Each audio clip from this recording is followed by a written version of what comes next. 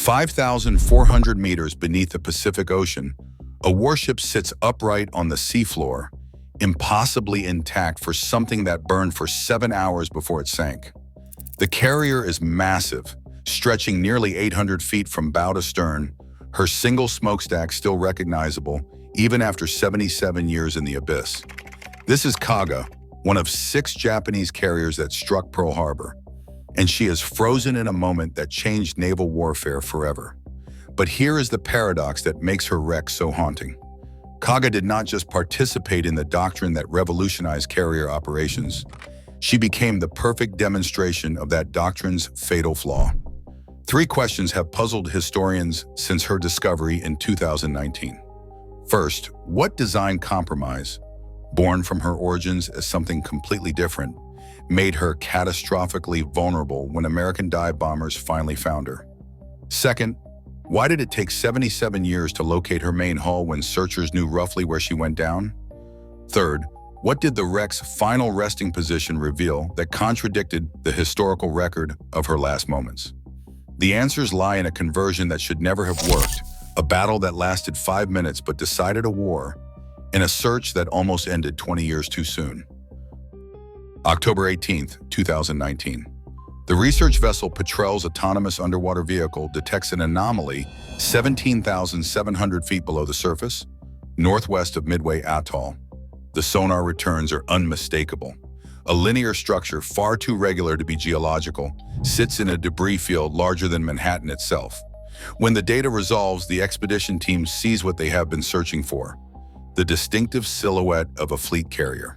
Her hull is remarkably preserved, resting upright as if she simply settled into the mud and decided to stay. This is one of Paul Allen's final expeditions, completed posthumously after the Microsoft co-founder's death in 2018, and it is hunting the most significant targets in naval history, the Pearl Harbor strike carriers. Kaga was part of the Kido Butai, the concentrated carrier striking force that perfected a new way of waging war at sea. She helped to prove that aircraft carriers were not just battleship escorts. They were the new capital ships, capable of projecting power hundreds of miles beyond the horizon.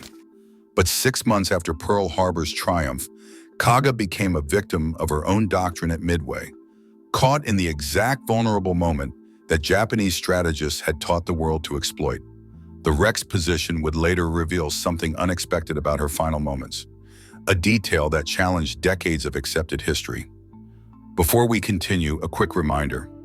Subscribing is the easiest way to support the channel. It helps us dedicate more time to uncovering these sunken stories and preserving maritime history for everyone who loves the sea. Let's get back to the video. Kaga's story begins with compromise in international politics. She was laid down at Kawasaki Heavy Industries in Kobe on November 17, 1921, not as an aircraft carrier, but as a Tosa-class battleship designed to dominate surface engagements with 14-inch guns. Then the Washington Naval Treaty intervened, limiting battleship construction and forcing navies to adapt.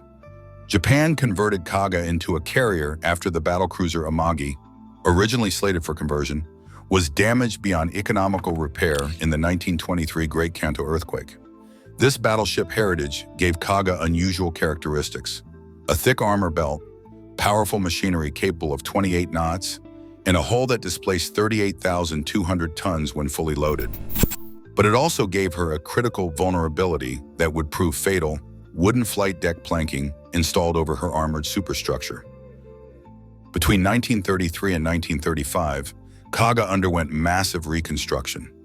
Her original 3-tiered flight deck, an experimental design that never worked properly, was replaced with a single elongated deck stretching 248.55 meters. Her aircraft capacity increased to 90 planes, including 18 spares, and her island superstructure was refined. She carried 10 200mm anti-aircraft guns and 8 twin-mounted 127mm gun positions. By 1941, she was a formidable weapon, capable of launching 27 Zero fighters, 20 D-3A dive bombers, and 27 B-5N torpedo bombers, the perfect strike package for deep offensive operations. On December 7, 1941, at 0615 hours, Kaga launched her first wave from a position 230 miles north of Oahu.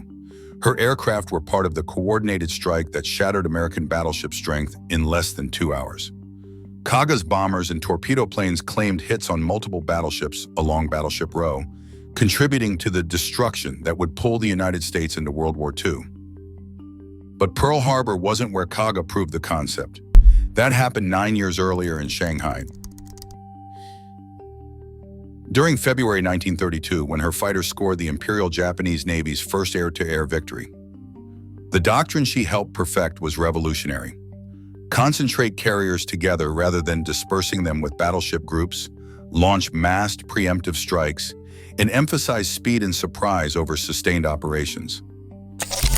After Pearl Harbor, the rampage continued in Rabaul, in Darwin, and in the Dutch East Indies. 6 carriers operated as a unified striking force, launching more than 400 aircraft and suffering 0 losses in major units. The doctrine worked perfectly because it attacked enemies before they could organize effective resistance. Japanese planners assumed the same approach would deliver victory at Midway. They didn't account for what happens when that doctrine encounters an enemy who knows it's coming.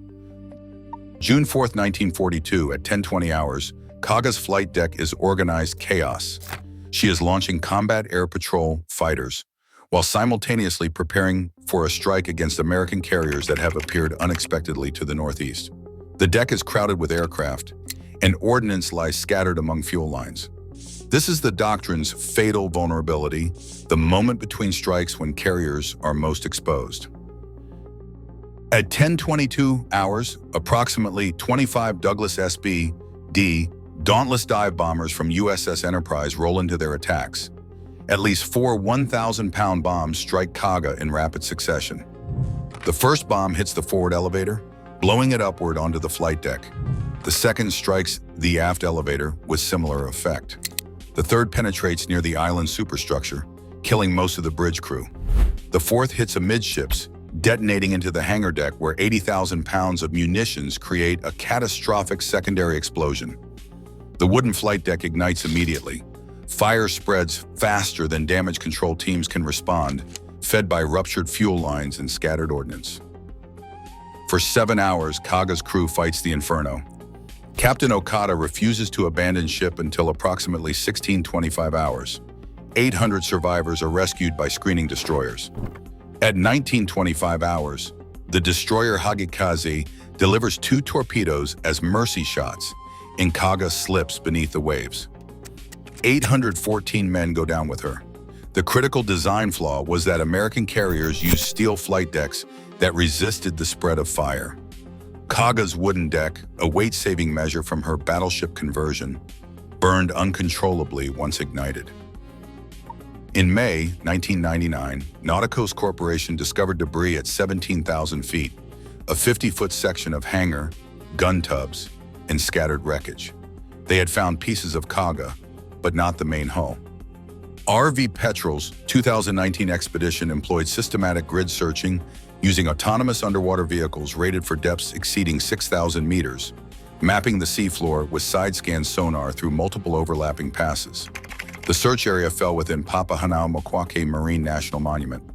On October 18th, the breakthrough came when an autonomous underwater vehicle detected a linear anomaly just 400 meters from the Nauticos coordinates. That 400-meter discrepancy explained the 20-year mystery. Kaga's hull had drifted down an underwater slope during descent, separating from the debris. When the remotely operated vehicle made its confirmation dive to 5,400 meters, the imagery revealed a carrier sitting upright, her superstructure and flight deck largely gone, but her armored hull remarkably intact. This was one of Paul Allen's final contributions to maritime archaeology, completed in his memory. The forensic evidence confirming Kaga's identity was comprehensive. An overall length of 238.5 meters was verified within 2% accuracy, matching historical records. The single-stack configuration was unique among the 4 Japanese carriers lost at Midway, making visual identification straightforward. Her battleship origin armor belt was visible, showing plates approximately 203 millimeters thick.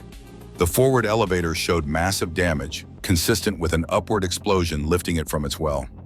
Island structure remnants remained on the starboard side following typical Imperial Japanese Navy layout. 200mm anti-aircraft gun positions were identifiable despite corrosion. Potential hull number markings on the bow section awaited translation. The wreck's upright orientation suggested either controlled sinking or capsizing, followed by righting during descent. The debris field pattern matched historical accounts of her breakup sequence, with the heaviest damage forward and amidships where bomb hits concentrated. In October 2019, the Japanese government officially recognized the wreck as a war grave, confirming the identification. But the wreck's position revealed something unexpected. Kaga had drifted northwest during her 7-hour death spiral, ending up farther from the battle area than wartime estimates suggested. This detail refined historians' understanding of ocean currents and drift patterns for mortally wounded ships, adding precision to the historical record. Kaga's wreck offers value beyond historical curiosity.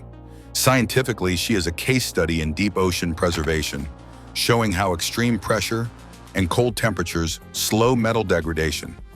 Ecologically, her hull supports chemosynthetic communities, functioning as an artificial reef in the abyssal zone.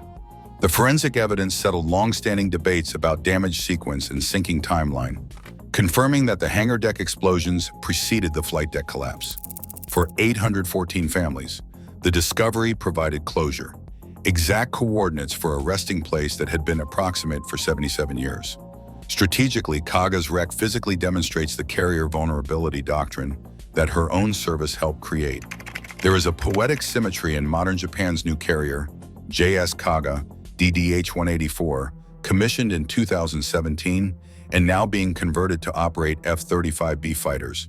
The modern Kaga's name is written in hiragana, Kaga, rather than kanji, a subtle distinction honoring the past while looking toward the future.